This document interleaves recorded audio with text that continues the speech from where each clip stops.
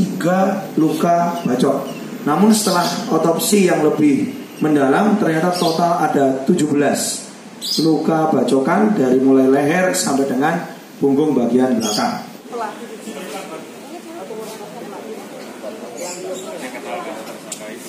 Lapas yang sama, yaitu di Lapas Tawakwaru, Kota Malang. Kalau untuk tersangka ini residivis karena pas kasus pemerasan dengan pengancaman dan putusan 2 tahun masa tahanan, yaitu pada tahun 2017 sampai dengan 2019.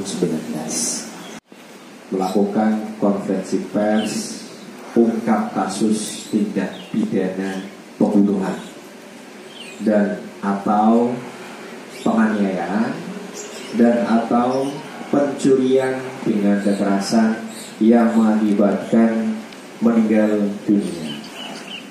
Waktu kejadian rekan-rekan ini terjadi pada hari Rabu tanggal 27 Maret 2024.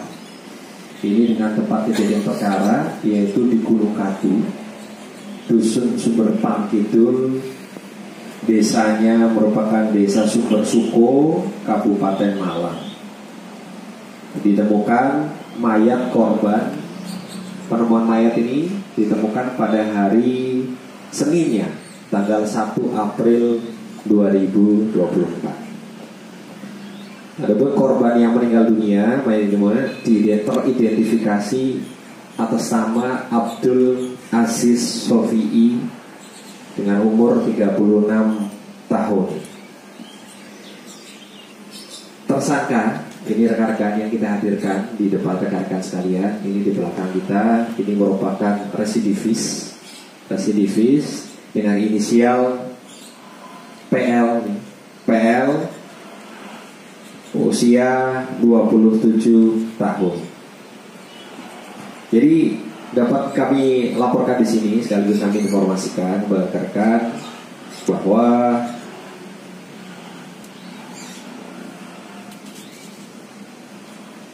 awal kejadiannya ini berawal pada hari Rabu tanggal 27 Maret 2024. Ini awalnya tersangka PL diminta oleh korban Abdul Aziz Sofi'i untuk membantu membuang kendi yang diyakini oleh korban sebagai obat alternatif untuk ibunya yang sedang sakit. Kemudian pada pukul 18.00 di hari yang sama waktu Indonesia Barat, tersangka tiba di rumah korban yang beralamat di Jalan Pelabuhan Tanjung Perak nomor 24 RT 1 RW 1 Kelurahan Bakalan Kerajaan Kecamatan Sukun Kabupaten Malang. Kemudian pada pukul 19.30 korban mengajak tersangka untuk pergi mengambil kendil yang sebelumnya sudah diletakkan di sungai dekat rumah korban. Kemudian setelah mengambil kendil, kemudian korban mengajak tersangka untuk berkeliling mencari lokasi untuk menaruh kendil tersebut. Kemudian tersangka diajaklah tersangka oleh korban ini di Gunung Katu yang tadi tempat kejadian perkara. Di Gunung Katu, Desa Sumber Pangkidul, Desa Sumber Suko, Kabupaten Malang. Sesampainya di lokasi, kemudian korban mengajak tersangka untuk melakukan ritual. Setelah selesai ritual, tiba-tiba korban ini membuka masker. Setelah membuka masker, kemudian memaksa sekaligus merayu korban untuk melakukan hubungan badan sesama jenis. Berdasarkan keterangan yang didapatkan oleh penyidik kami, korban menolak ajakan tersebut sehingga terjadilah perkelahian antara tersangka dengan korban yang berakhir tersangka membacok korban dengan senjata tajam berupa bedok ya. Bedok berarti kan batik gitu ya. Bendo yang sebelumnya senjata tajam ini dipergunakan oleh korban untuk menebas tanaman yang menghalangi jalan menuju lokasi. Kemudian setelah membacok, korban mengambil barang-barang dari tersangka berupa 2 buah handphone. Ini rekan-rekan, 2 buah handphone, ini 2 buah handphone, dan uang Rp500.000 sekaligus senjata tajam yang dipergunakan untuk membacok korban. Yang sebagian barang-barang tersebut dibuang sepanjang jalur menuju ke arah rumah tersangka yang beralamat di Dusun Sedawu RT 24 RW 7 Desa Pandansari Kecamatan Ngantang Kabupaten Malang. Kemudian kronologis ungkap pada hari Senin tanggal 1 April 2024 dengan penemuan mayat di lokasi tempat kejadian perkara. Kemudian identifikasi Satreskrim Polres Malang melaksanakan olah TKP terjadinya penemuan mayat, di mana hasil identifikasi terdapat beberapa luka bacok terutama di bagian area leher korban. Kemudian dilanjutkan kegiatan penyelidikan dan penyidikan. Maraton penyidik dipimpin Kasat Reskrim Malang kolaborasi dengan Kapolsek Wagir melaksanakan pemeriksaan saksi sebanyak 13 orang saksi, mengumpulkan barang-barang bukti sekaligus mengumpulkan CCTV sepanjang jalur yang dilewati tersangka dengan korban. Dan disitulah didapat berdasarkan kesimpulan yang didapatlah kesesuaian yang mengarah kepada tersangka PL ini.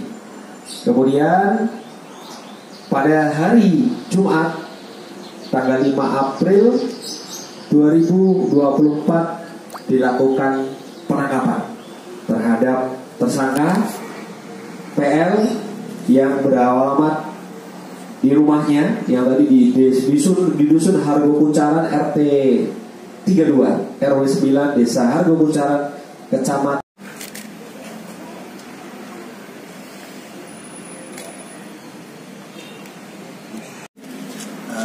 Yang pertama bahwa antara tersangka dengan korban ini adalah sama-sama saling mengenal. Mengenalnya di mana?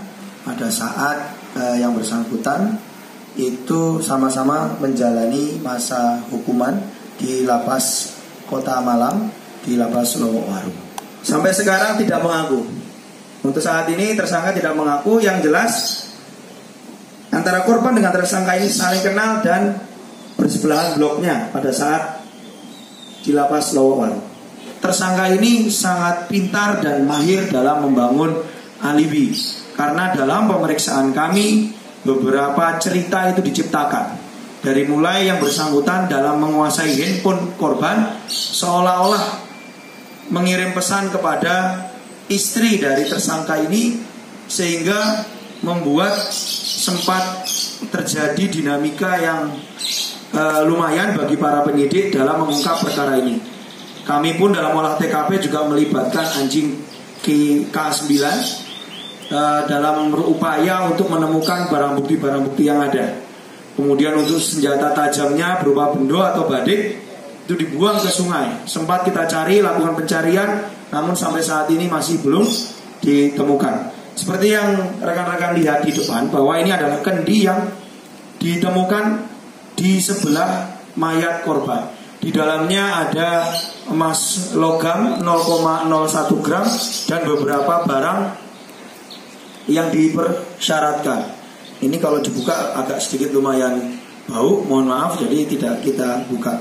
Di sini kita tahu bersama bahwa saksi-saksi yang kita periksa juga kebanyakan juga residivis, namun dikarenakan kerjasama serta tindakan penyelidikan intensif sehingga perkara ini dapat ditemukan dan diungkap pelakunya. Memang pada awal kita amankan PL ini dengan istrinya, namun dengan gelar perkara penyelidikan intensif kita hanya tetapkan tersangka sebanyak 1 orang saja, yang bersangkutan tersangka tunggal dalam perkara ini.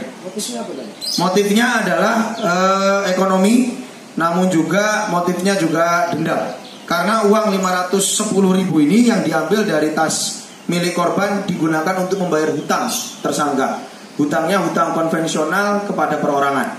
Baik, jadi korban ini ibunya sakit, merasa bahwa korban ini perlu treatment khusus ibunya. Dia belajar ke orang pintar untuk melakukan ritual pembuangan seperti buang sial.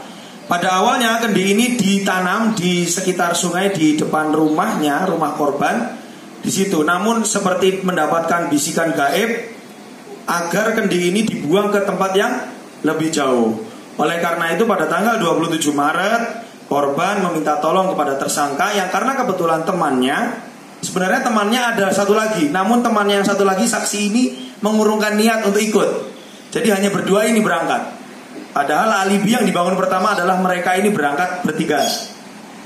Jadi tersangka ini sangat luar biasa dalam membangun alibinya dalam pemeriksaan kami, sehingga yang bersangkutan antara korban dengan tersangka ini memilih Gunung Katu sebagai tempat pembuangan kendi ini atau perantara ritual ini, dengan beriringan dua sepeda motor Shogun dengan motor Scoopy, yang mana motor Shogun ini adalah milik dari korban, motor Scoopy adalah milik dari tersangka.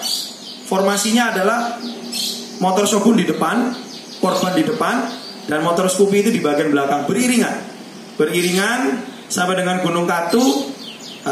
Ya tadi yang diceritakan oleh Bapak Wakapolres, setelah membaca Al-Fatihah 3 kali, Al-Ikhlas 3 kali, Al-Falaq 3 kali, Anas 3 kali, adanya rayuan dari korban kepada tersangka untuk melakukan hubungan sesama jenis. Karena perlu diketahui rekan-rekan, bahwa hasil otopsi dari mayat, mohon maaf, anus atau duburnya itu juga mengalami hematom atau bengkak. Perlu rekan-rekan ketahui di situ faktanya. Ya, rekan-rekan, terima kasih. Wassalamualaikum warahmatullahi wabarakatuh. Kembalikan.